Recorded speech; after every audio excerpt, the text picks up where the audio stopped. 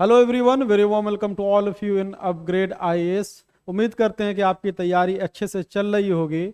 और इसी सिलसिले में आज हम लोग एक नया वीडियो लेक्चर लेकर के आ रहे हैं जिसका मेन थीम है कि मेंस का प्रिपरेशन कैसे स्टार्ट करें। जो बच्चे अब तक स्टार्ट कर दिए हैं अच्छी बात है, जो नहीं किए हैं या फिर कोई डायलेमा में है उनके लिए ये बहुत इंफॉर्मेटिव होगा। जो भी क्वेश्चन है, जो भी क्यूरी है उनके अंदर, वो यहाँ पे सॉल्व होने वाला है। तो वीडियो थोड़ा लंबा हो सकता है कि लेकिन ये इंफॉर्मेटिव होगा। आपका जितना भी क्वेश्चन है मेंस के रिगार्डिंग, एक आपको ऑथेंटिक इंफॉर्मेशन और ऑथेंटिक आपको सलाह, आप इसको जो है एक सलाह के रूप में भी ले सकते हैं।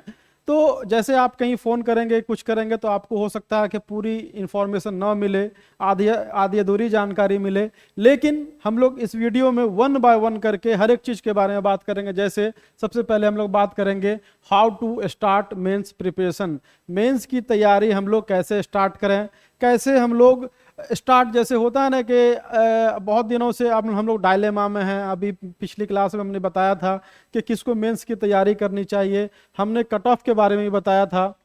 मोर और लेस वही रहने वाला है। देखिए, जो लोग कुछ भी बोल रहे हैं, जो हम लोग भी यही इंफॉर्मेशन हम लोग क्या करते हैं, बहुत सारा हम लोगों के पास फ़ोन आता है, फिर हम लोग का अपना एक ये होता है, इतना एक्सपीरियंस है, उसके अकॉर्डिंग हम लोग उसको रिफाइन करते हैं और फिर हम लोग एक कंक्लूजन पे पहुंचते हैं कि इतना और इतना हो सकता है। तो पिछले क्लास में हमने कहा था जनरल के लिए आपका 83 से 85 इतना आपका कट ऑफ हो सकता है। और हमने +-2 भी बताया था। +-2 हमने ये कहा था कि लोअर ब्रैकेट में जा सकता है, वो आपका 81 भी हो सकता है, 82 भी हो सकता है। कहने का मतलब है कि जो भी बच्चे का 80+ है, 80+ अगर आपका मार्क्स आ रहा है, तो आपको तैयारी आंख बंद करके करनी चाहिए कि मे बी अगर कट ऑफ मान लीजिए कि हायर साइड में जाए तो 83, 84, 85 जाएगा, अगर लोअर साइड में जाए तो वो 80 भी हो सकता है, 81 भी हो सकता है। तो इसीलिए वक्त आप लोग बर्बाद मत कीजिए, आप लोग अपनी तैयारी स्टार्ट कीजिए। हो सकता है अगर प्रीलिम्स ना भी हो तो नेक्स्ट टाइम के लिए आप काफ़ी प्रिपेयर होंगे, क्योंकि प्रीलिम्स में भी टाइम है। दूसरा जो हमारा होगा वो होगा सिलेबस का डिकोडिंग करेंगे, बहुत अच्छे से वन बाय वन करके डिकोड करेंगे। और आप यकीन मानिए कि आपका जो क्वेश्चन आएगा, जो एग्जाम में आता है, उसके बारे में बात करेंगे हम लोग देखेंगे कि प्रीवियस ईयर में कौन सा क्वेश्चन पूछा है, ट्रेंड कैसा है। तो जब तक आप डिकोडिंग, आप उसको डिकोड नहीं करेंगे सिलेबस को, आप उसको अच्छे से समझेंगे नहीं, आप हॉकिश तरीके से पढ़ेंगे, तो ये आपका मेंस में समय बर्बाद होगा। तो उसका तरीका ही बताएंगे कि कैसे सिलेबस को, कौन कौन सा पार्ट इंपॉर्टेंट है, कौन कौन सा पार्ट इंपॉर्टेंट नहीं है। उसके बाद हम लोग देखें राइटिंग स्किल या प्रैक्टिस कैसे करना है। राइटिंग स्किल एक बहुत मेजर जो है ना, जो स्टूडेंट के जो प्रिपरेशन में जो सबसे बड़ा जो रोड़ा है, जो सबसे बड़ा जो रोड ब्लॉक है, वो होता है कि राइटिंग स्किल डेवलपमेंट कैसे करें, राइटिंग स्किल प्रैक्टिस कैसे करें, कैसे अपनी राइटिंग स्किल सुधारें। क्योंकि जो सारा गेम है वो राइटिंग स्किल का है। अगर आप राइटिंग, आपके पास नॉलेज बहुत है, राइटिंग स्किल नहीं है, तो आपका मेंस में आपका सिलेक्शन नहीं होगा। तो इसके बारे में भी हम लोग एक आइडिया देंगे कि आप लोग शुरुआत कैसे कर सकते हैं। बाकी आप तो टेस्ट सीरीज देंगे, बाकी चीज़ देंगे, या फिर जहां भी आप पढ़ रहे होंगे वहां आपको फायदा होगा। ऐसे के बारे में इन शॉर्ट बात करेंगे, इसके बाद भी वीडियो आएगा ऐसे के बारे में। लेकिन अभी हम लोग बात करेंगे कि ऐसे को कैसे पढ़ा जाए। उसका जो सिलेबस है, यूपीएससी में अलग सिलेबस सेम है यूपीएससी और बीपीएससी का, लेकिन हम लोग का फोकस एरिया आप लोग देखेंगे 68वीं के बाद ये चेंज हुआ है। 68वीं के बाद चेंज होने का पैटर्न देखेंगे। 68वीं में काफ़ी फिलोसफिकल था, जो यूपीएससी के जैसा था। लेकिन आप अगर बीपीएससी में 69वीं में देखेंगे और आपको 70वीं में देखेंगे, तो ये ट्रेंड चेंज हुआ, पैटर्न चेंज हुआ है। तो उसके बारे में बात करेंगे कि जीएस बेस्ड ऐसे आ रहा है कि फिलोसफिकल आ रहा है। फिलोसफिकल है तो उसको कैसे हम लोग को जो टैकल करना है। अगर मान लो जीएस बेस्ड ऐसे आ रहा है तो उसको कैसे हम लोग को टैकल करना है। उसके बाद लास्ट में हम लोग टेस्ट सीरीज के बारे में बात करेंगे। टेस्ट सीरीज कब से देना चाहिए, फुल लेंथ जो देना चाहिए, या फिर मान लीजिए कि आप लोग जो सेक्शनल टेस्ट दे सकते हैं, उसके बारे में ही बात करेंगे। तो चलिए वन बाय वन करके हम लोग इसके बारे में बात करेंगे। लेकिन आपको सब्सक्राइब जरूर कर लीजिए, क्योंकि हम लोग अभी यूट्यूब में नए हैं। कोचिंग हमारी पुरानी है, द एकेडमी के नाम से 1998 से चल रही है। अभी हमने इसका नाम चेंज किया है, रीब्रांड कर रहे हैं। तो इसीलिए आप लोग से सहयोग अपेक्षित है। आप लोग इसको कम से कम सब्सक्राइब करें। और डेमो क्लास जो भी है वो भी आप लोग कर सकते हैं। हम लोग क्या डेमो क्लास मेंस का फाउंडेशन का चल रहा है, उसमें आप लोग आ सकते हैं। तो अगर चलिए हम लोग सबसे पहला क्वेश्चन है, हमारा क्वेश्चन है how to start mains preparation. Mains में क्या होता है कि जब आप प्रीलिम्स, मान लीजिए कि जब आपका प्रीलिम्स हो जाता है, प्रीलिम्स में आपको लगता है कि मान लीजिए हम 80+ ला रहे हैं, अगर ये ओबीसी हैं तो उसी तरह 3-4 नंबर घटा दीजिए, ईबीसी हैं तो आप 8 से 9 नंबर घटा दीजिए, महिला हैं तो आप अपने अपने अपने अपने अपने कैटेगरी में 8 से 10 नंबर आप माइनस करेंगे तो आपका कट ऑफ निकल जाएगा। ठीक है, तो आप जो कट ऑफ के लिए पिछला क्लास भी देख सकते हैं, हम लोग समय बर्बाद नहीं करेंगे। मेरा जो मोटिव है ये है कि मेंस का जो प्रिपरेशन है वो उसको हम लोग स्टार्ट कैसे करेंगे। यहाँ पे होता है क्या है कि सबसे बड़ा जो हॉर्डल है, हॉर्डल यही है कि हम लोग स्टार्ट नहीं कर पाते हैं, और स्टार्ट नहीं कर पाते हैं तो होता क्या है कि फिर आप किसी ट्रैप में फंसेंगे, ऑनलाइन कोचिंग जाएंगे, ऑफलाइन कोचिंग जाएंगे। अगर आप पटना में नहीं है तो कोचिंग के लिए हम लोग खिलाफ नहीं है, क्योंकि मेरा अपना इंस्टीट्यूट भी है। लेकिन होता क्या है कि अगर मान ली प्रीलिम्स का रिजल्ट नहीं आया है तो भी आप लोग हिचकिचाते हैं कि हो सकता है मेरा प्रीलिम्स ना हो तो पैसा बर्बाद जाएगा। तो उससे पहले जो आपके पास इतना लगभग अभी जो 1 मंथ है, 1 मंथ में अगर आप कोचिंग नहीं भी ज्वाइन करते हैं, कोई भी कोचिंग टेस्ट सीरीज नहीं भी करते हैं, तो घर में कैसे आप लोग प्रिपरेशन स्टार्ट कर सकते हैं उसके बारे में बात करेंगे। तो इसका जो देखिए सबसे अच्छा तरीका है कि आपने क्या किया होगा, आपने पढ़ा होगा, क्या पढ़ा होगा, आपने प्रीलिम्स पढ़ा होगा। अगर मेंस का आप तैयारी नहीं किए होंगे तो हम लोग ये जानते हैं कि इसमें 2 पेपर है आपको, इसमें जो है आपको 2 पेपर है। 2 पेपर कौन सा है, आपको इसमें GS1 है और इसमें आपको GS2 है। मेंस का प्रिपरेशन स्टार्ट करने का सबसे अच्छा तरीका है कि जो, और जानते हैं कि इसमें क्या है, आपको हिस्ट्री है, करंट अफेयर है और DI है मैनली। ठीक है, इसमें क्या है आपको, इसमें आपको इंडियन पॉलिटी है, उसके बाद आपको ज्योग्राफी है, उसके बाद आपको इकोनॉमी है, उसके बाद आपको क्या है, साइंस एंड टेक है, साइंस एंड टेक है। अब यहाँ पे देखिए, अगर हम लोग मेंस का प्रिपरेशन स्टार्ट करते हैं तो आप ना अपना कंफर्ट जोन देखिए। आपने ये देखा होगा हिस्ट्री है, करंट अफेयर है, DI है, और इसमें आप पॉलिटी है, एक ज्योग्राफी है, इकोनॉमी है, साइंस टेक है।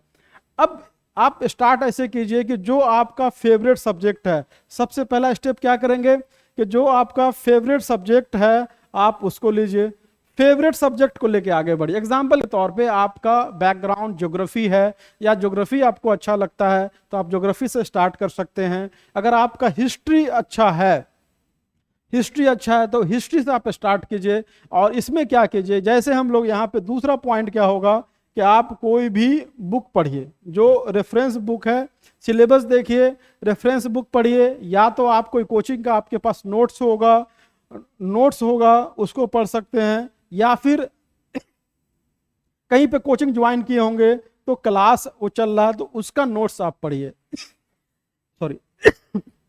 इसके बाद इसमें क्या कीजिए, इसको जो पढ़ते हैं, जब आप बुक पढ़ते हैं, नोट्स पढ़ते हैं या फिर कोई कोचिंग क्लासेस ले रहे हैं, तो इसके बाद आप क्या कीजिए, इसको पढ़िए, बुक को या फिर जो है नोट्स को पढ़िए। आप अपना क्या कीजिए कि अपना शॉर्ट नोट्स बनाइए। अभी मान लीजिए एग्जाम्पल के तौर पे 1857 रिवॉल्ट है, या चंपारण सत्याग्रह है, या फिर ज्योग्राफी ऑफ इंडिया में आप मॉनसून पढ़ रहे हैं, या फिर मान लीजिए कि आप क्लाइमेटोलॉजी में कुछ पढ़ रहे हैं, या फिर मान लीजिए कि आप जो जो जो फिजिकल फीचर्स है इंडिया का उसके बारे में पढ़ रहे हैं, भूकंप के बारे में पढ़ रहे हैं।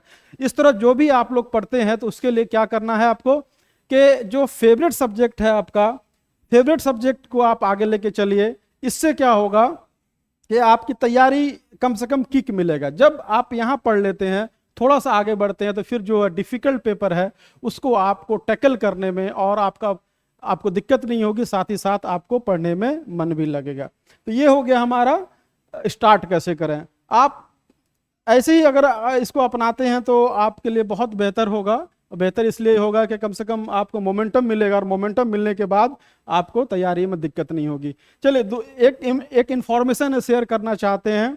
हम लोग अपने यहाँ प्रीलिम्स फाउंडेशन, 72वीं फाउंडेशन, 71वीं मेंस और टेस्ट सीरीज तीनों हमारे यहाँ बैच चल रहा है। और तीनों बैच में आप लोग देखेंगे हमारे यहाँ 72वीं फाउंडेशन भी स्टार्ट हो गया है। उसके बाद 71वीं मेंस जो है 18 से स्टार्ट होने वाला है, और 71वीं मेंस टेस्ट सीरीज भी हमारे यहाँ स्टार्ट होने वाला है।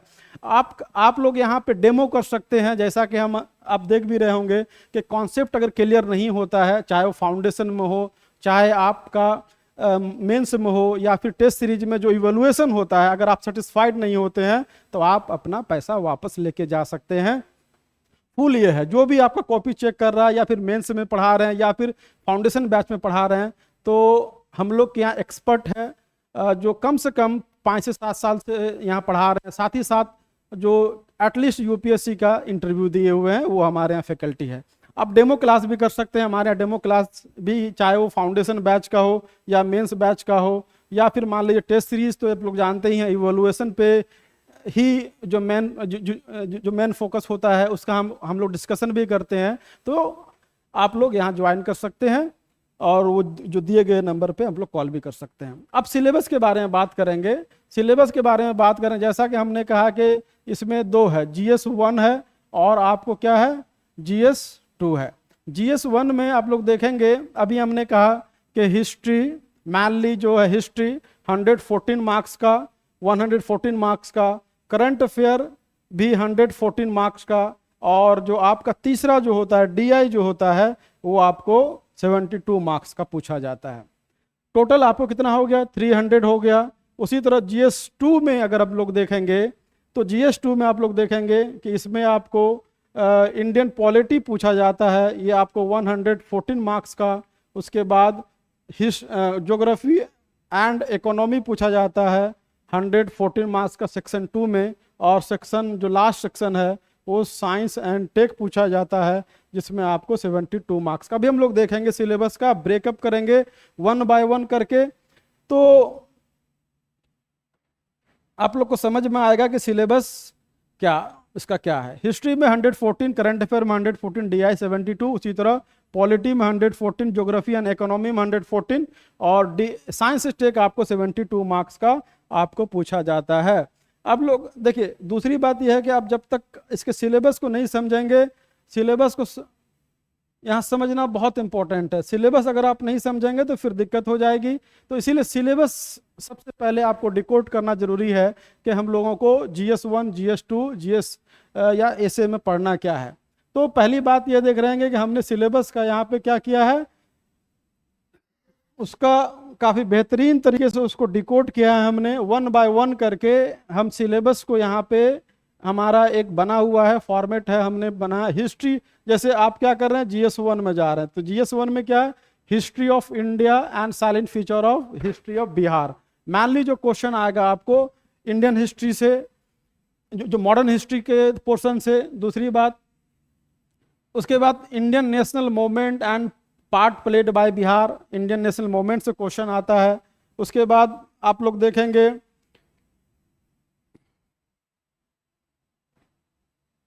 एक मिनट, ये प्रीलिम्स वाला पार्ट है, मेंस वाला पार्ट आपको हम दिखा देते हैं।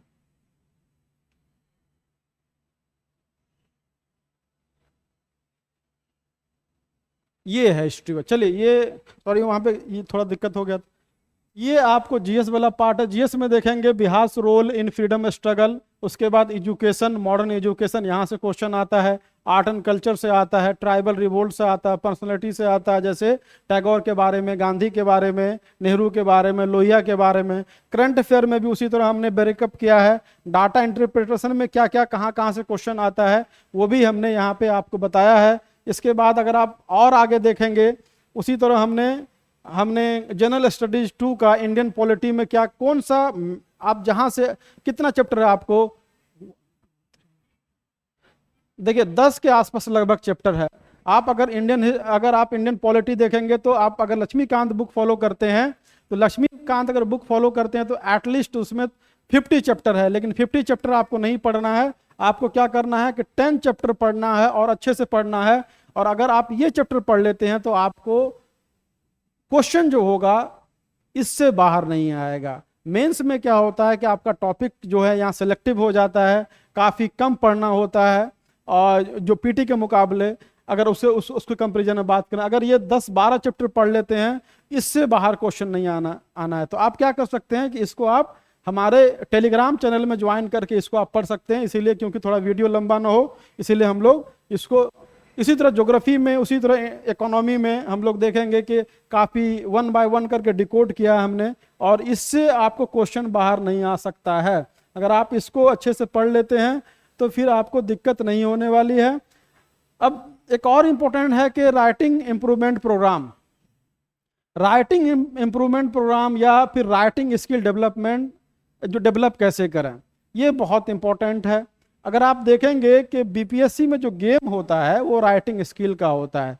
जैसे हमने ये देखा कि सबसे पहले GS1 है, उसके बाद क्या है GS2 है, उसके बाद क्या है एसे है।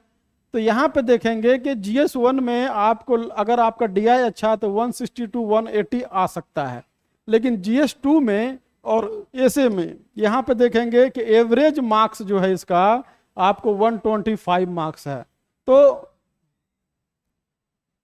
तो एवरेज मार्क्स कितना है 125 है। और ऐसे जो देख रहे हैं कि ऐसे में क्या है कि आपको यहाँ पे देखने को मिलेगा कि ऐसे में 200 के आसपास भी स्कोर हो रहा है, आपको देखेंगे 130 भी आ रहा है। तो यहाँ पे क्या होता है कि अगर आप जीएस में एवरेज भी करते हैं, दोनों पेपर में आप 150 भी लाते हैं, तो आपका जब तक ऐसे अच्छा नहीं होता है, ऐसे में आप अगर अच्छा नहीं करते हैं, एटलीस्ट 160 to 180 नहीं लाते हैं, तो आपका सिलेक्शन मेंस में नहीं होने वाला है। मान लीजिए मेंस में हो भी जाए तो आपका फाइनल सिलेक्शन दिक्कत होगा। तो करना क्या है हम लोग को राइटिंग स्किल इंप्रूवमेंट प्रोग्राम में, क्या करना है कि आप डे 1 से कुछ ना कुछ लिखा कीजिए। डे 1 से मान लीजिए कि डे 1 से क्या करते हैं, आप हिस्ट्री पढ़ रहे हैं। हिस्ट्री क्या पढ़ रहे हैं, चंपारण सत्याग्रह पढ़ रहे हैं, संथाल रिवोल्ट पढ़ रहे हैं, मुंडा रिवोल्ट पढ़ रहे हैं, फॉर्मेशन ऑफ आईएनसी पढ़ रहे हैं, कॉन्स्पायरेसी थ्योरी उसके रिगार्ड जो वो पढ़ रहे हैं, या फिर कमर्शलाइजेशन ऑफ एग्रीकल्चर पढ़ रहे हैं, जो कृषि का जो बोलते औद्योगिकरण बोलते हैं वो पढ़ रहे हैं। तो आप सबसे पहले क्या कीजिए कि शॉर्ट नोट्स बनाइए। शॉर्ट नोट्स में आपका पॉइंट और हेडिंग ये सब आ जाएगा। उसके बाद आप दूसरा क्या करेंगे कि अब इसको आप अगले दिन नेक्स्ट डे क्या करेंगे, नेक्स्ट डे आपको इसको लिखने की कोशिश करेंगे। जब आप नेक्स्ट डे इसको लिखने की कोशिश करेंगे तो होगा क्या कि आपका जो मोमेंटम एक बन जाएगा, जो आपने कल पढ़ा था, तुरंत पढ़ा था, उससे क्या होगा कि आपको याद होगा, और आप याद अगर है तो आप उसको लिखने की कोशिश करेंगे, तो आपको क्या होगा, लिखने में आसानी होगी और एक मोमेंटम बनेगा। अब उसी तरह क्या करेंगे, जो भी पेपर पढ़ रहे हैं, जो भी आप पढ़ रहे हैं उसको नेक्स्ट डे लिखने की कोशिश कीजिए, मॉर्निंग में या इवनिंग में लिखने की कोशिश कीजिए। इससे क्या होगा, अब मान लीजिए कि अगर आपको इवैल्यूएटर कोई नहीं है, इवैल्यूएशन के लिए आपके पास कोई नहीं है, शुरुआत देखिए, हम ये नहीं बता रहे हैं कि आगे क्या क्या हो सकता है, आगे तो हम लोग बात करेंगे। आप मोमेंटम कैसे दे सकते हैं, स्टार्ट कैसे कर सकते हैं, उसके बारे में बोल रहे हैं। इवैल्यूएशन के लिए आपके पास कोई नहीं है, ठीक है। आदमी जो है खुद ही जो है खुद का सबसे बेस्ट टीचर होता है, आपको याद रखना चाहिए। तो आप जो लिखे हैं उसको क्या कीजिए कि आपने मान लीजिए चंपारण पे लिखा, आपने मान लीजिए कि संथाल पे लिखा, आपने मान लीजिए प्रियम्बल प्रस्तावना पे कोई क्वेश्चन लिखा, जो बीपीएससी प्रीवियस ईयर का आप उठा लीजिए। अब उसको क्या कि नेक्स्ट डे, अगर मान लीजिए कि हमने मंडे को क्वेश्चन लिखा है, तो आप उसको क्या कीजिए, ट्यूसडे को पढ़िए, क्योंकि मंडे को आपको लगेगा कि हमने तो अच्छा लिखा है, लेकिन ट्यूसडे को जब पढ़ते हैं तो आपको जब पढ़ेंगे तो आप पिन पॉइंट कर पाएंगे कि कहाँ कहाँ पे गलती हमसे हुई है, कहाँ, क्योंकि आपने टॉपर का भी क्वेश्चन देखा, कॉपी देखा होगा, और बाकी लोगों का भी कॉपी आपको इंटरनेट में अवेलेबल है, चाहे यूपीएससी का हो, बीपीएससी का हो। जब आप नेक्स्ट डे आप इसको ट्यूसडे को पढ़ेंगे तो आपको समझ में आएगा कि हमारे आंसर में क्या क्या त्रुटि है। क्योंकि जब आपको खुद ही अच्छा नहीं लग रहा, आपने मान लीजिए कि प्रस्तावना पे कुछ लिखा, प्रस्तावना पे क्वेश्चन है कि इसके एडजेक्टिव्स को डिफाइन करें, साथ ही साथ ये जो संविधान का पार्ट है या नहीं है। अगर इस तरह क्वेश्चन है, आपने सिर्फ एट्रीब्यूट्स लिख दिया है कि कौन कौन सा है, जो सोवरेन है, सोशलिस्ट है, सेक्युलर है, उसको डेमोक्रेटिक है, उसके बाद रिपब्लिक है। अगर आपने उसके केस स्टडी के बारे में या सुप्रीम कोर्ट के जजमेंट के बारे में नहीं लिखा तो आपको नंबर नहीं मिलेगा। तो नेक्स्ट डे अगर आप इसको जब अपने से पढ़ेंगे तो खुद में ही आपको लगेगा कि नहीं, हमने बहुत खराब लिखा है। तो बहुत खराब लिखा है तो नेक्स्ट स्टेप क्या होना चाहिए कि जो हमने यहाँ पे गलतियां की हैं, उसमें क्या करना है, सुधार लाना है। और सुधार जब नेक्स्ट डे करेंगे थोड़ा और इंप्रूवमेंट होगा। और कुछ दिन के बाद जैसे जैसे आपके पास कंटेंट इनरिच्ड हो जाएगा तो आप टेस्ट सीरीज भी ज्वाइन कर सकते हैं, अगर आप पटना में हैं, या फिर ऑनलाइन भी आप जो ऑनलाइन भी ज्वाइन कर सकते हैं। तो ये तरीका हो सकता है बेसिक बेसिक अगर आप स्टार्ट करना चाहते हैं, अगर आप पहले से पढ़े हुए हैं तब तो आप ये सब चीज़ जानते ही हैं। ऐसे में जानते हैं, ऐसे में 300 मार्क्स का है, बहुत क्रूशियल हो जाता है। अगर आप ऐसे अच्छा नहीं करते हैं तो आपका सिलेक्शन नहीं होने वाला है, ये बात आप लोग जान लीजिए। जिस तरह पहले ऑप्शनल प्ले रोल प्ले करता था, अब यहाँ पे क्या कर रहा है, आपका ऐसे कर रहा है। ऐसे में आपको कंटेंट, इसके बारे में हम लोग बात करेंगे इन डिटेल, एक वीडियो लेकर के आएंगे जिसमें टॉपिक भी बताएंगे। आपके पास कंटेंट क्या होना चाहिए, इनरिच्ड होना चाहिए। कंटेंट आपके पास नहीं होगा तो आप ऐसे नहीं लिख पाएंगे और फिर दाएं बाएं करके आप लोग आगे निकल जाएंगे। ऐसे में हम लोग देखते हैं, अगर बीपीएससी का पैटर्न देखा जाए ऐसे का, तो 68वीं में देखेंगे, 68वीं में आपको फिलोसफिकल ऐसे पूछा गया था, काफी टफ था, जिसको हम लोग डिफिकल्ट बोल सकते हैं, वेरी डिफिकल्ट था टू आंसर। अब यहाँ पे 69वीं में और 70वीं में अगर आप लोग देखेंगे तो ऐसे जो था वो जीएस बेस्ड था। जैसे मान लीजिए क्या था, आपको आर्टिफिशियल इंटेलिजेंस पे पूछ दिया है, क्लाइमेट चेंज पे पूछ दिया है ना, क्लाइमेट चेंज पे पूछ दिया, पर्यावरण पे पूछ दिया है, आपसे पूछ रहा है वो महिला bad law and order hindrance to the, जैसे वुमेन एम्पावरमेंट, इस तरह क्वेश्चन पूछा है, वुमेन एम्पावरमेंट के बारे में पूछ रहा है। तो आप यहाँ जो पूछा जा रहा है, समझिए वो क्या हो रहा है, जीएस बेस्ड। अगर आप जीएस अच्छा से पढ़ते हैं, कोई भी मान ले, चाहे महिला, जैसे क्लाइमेट चेंज है, क्लाइमेट चेंज के बारे में आप पढ़े हैं जीएस में, आपके पास डाटा है कि यूनेप का, यूनाइटेड नेशन एनवायरमेंटल प्रोग्राम का कोई रिपोर्ट है, उसको पढ़े हैं, आईपीसीसी का रिपोर्ट पढ़े हैं, या फिर मान लीजिए जो आप जीएस के लिए पढ़े हैं वो आपका यहाँ पे काम कर जाएगा। तो अब ऐसे जो है वो काफ़ी क्रूशियल है। और उसके बाद इसके लिए एक अलग से आपको मेहनत करनी पड़ेगी कि स्टार्ट कैसे करें, एनेक्डोट क्या होता है, जैसे कनेक्टर क्या होता है, तो इन डिटेल इसमें बात करेंगे। लेकिन फिलहाल के लिए आप ये जानिए कि ऐसे का पैटर्न चेंज हुआ है थोड़ा। पैटर्न क्या है कि वो जीएस बेस्ड हो गया है, जो हम लोग लिख सकते हैं। आपको आर्टिफिशियल इंटेलिजेंस से पूछ रहा, पर्यावरण पे पूछ रहा, महिला पे पूछ रहा, बेरोजगारी पे पूछ रहा है, ठीक है, माइग्रेशन पे पूछ रहा है। तो यहाँ पे आपका ऐसे वाला पार्ट ये, लेकिन इसमें आपको बहुत मेहनत करनी पड़ेगी, इसके लिए हम लोग अलग वीडियो लाएंगे। लेकिन यूपीएससी ऐसा नहीं पूछ रहा, इतना तो जान लीजिए, ठीक है। उसके बाद हम लोग देखेंगे टेस्ट सीरीज। तो टेस्ट सीरीज किसको ज्वाइन करना चाहिए, तो देखिए अगर आप ओल्ड स्टूडेंट हैं, अगर आप मेन से लिखे हुए हैं, तो आपको टेस्ट सीरीज तुरंत ज्वाइन कर लेनी चाहिए। लेकिन टेस्ट सीरीज का इवैल्यूएटर जो इवैल्यूएट करता है कॉपी, वो at least UPSC BPSC interview face किया हो 2-3 बार, तभी आपका वो इवैल्यूएशन कर पाएगा, नहीं तो आपका वो जो इवैल्यूएशन नहीं कर पाएगा। पटना में बहुत सारा ऐसा कोचिंग है कि जो पीटी क्वालीफाई नहीं किया वो भी कॉपी चेक कर रहा होता। क्या है, अगर आपको लगा कि अच्छा कुछ भी लिखे हैं तो 18 मार्क्स आपको बैठा दिया, 18 मार्क्स दे दिया, 16 मार्क्स दे दिया, क्योंकि एवरेज मार्क्स यही मिलता है, ऐसे ऐसे टिक करके आपको बैठा देगा। लेकिन सही चीज कहाँ है कि जहाँ पे आपका इवैल्यूएशन अच्छे से होता है, 1-to-1 मेंटरशिप दे सकता है। अगर आप ऑनलाइन कर रहे हैं तो आप फोन में बात कर सकते हैं अपने इवैल्यूएटर से, तभी आपका कल्याण होगा, अदरवाइज नहीं होगा। अगर न्यू स्टूडेंट हैं तो हम तो कहेंगे कि पहले आप 1 मंथ अपने घर पे प्रैक्टिस स्टार्ट कीजिए, छोटा छोटा एक क्वेश्चन 2 क्वेश्चन डेली लिखिए, या फिर कोई अगर कोचिंग ज्वाइन कर लिए हैं तो वो जो अगर आपको डेली क्वेश्चन दे रहा है तो उसको लिखने की कोशिश कीजिए और खुद से पढ़िए। जब खुद से पढ़ेंगे तो आपको फायदा होगा। उसके बाद आप क्या करेंगे कि जैसे प्रीलिम्स का रिजल्ट आ जाएगा, या मान लीजिए कि अभी से 1 महीने बाद आप कोई भी टेस्ट सीरीज ज्वाइन कर लीजिए जहाँ पे इवैल्यूएशन अच्छा हो, और आप बात कर सकते, एटलीस्ट बात कर सकते हैं या फिर मिल सकते हैं किससे, अपने इवैल्यूएटर से, ताकि आपको वो पिन पॉइंट कर सके कि ये पैराग्राफ नहीं होना चाहिए, ये पॉइंट नहीं होना चाहिए, या इसका रिप्रेजेंटेशन ऐसे नहीं होना चाहिए। तो ओल्ड स्टूडेंट आप लोग आंख बंद करके आप लोग ज्वाइन कर लीजिए। न्यू स्टूडेंट हम तो कहेंगे पहले मोमेंटम लाइए, थोड़ा कंटेंट अपने अंदर जो इनरिच्ड कीजिए, तब आप ज्वाइन कीजिएगा तो आपको फायदा होगा। उसके बाद लास्ट में हम यही कहेंगे, लास्ट हो गया, चलिए यहीं पे वीडियो को एंड करते हैं। तो अगर आप ये स्ट्रेटजी अपनाते हैं, मोमेंटम देते हैं अपने तैयारी को, तो प्रीलिम्स के आने के बाद ऑब्वियस बात है कि आपका मोमेंटम जो अभी मोमेंटम बना रहेगा वो आपको फायदा करेगा, और फायदा करेगा तो ये आपके फाइनल बीपीएससी सिलेक्शन में एक अहम जो है इम्पोर्टेंट जो रोल प्ले करेगा। तो जाते जाते आप लोग इसको अगर सब्सक्राइब अभी भी नहीं किए सब्सक्राइब कीजिए और अपने दोस्तों को भी शेयर कीजिए। टेलीग्राम चैनल के बारे में जो हमने कहा उसका भी लिंक जो दे देंगे, आप उसमें जाकर सिलेबस देख सकते हैं। सिलेबस को डिकोड कीजिए, सिलेबस को अपने जो टेबल के सामने चिपका के रखिए, वही आपको काम करने वाला है। Thank you very much.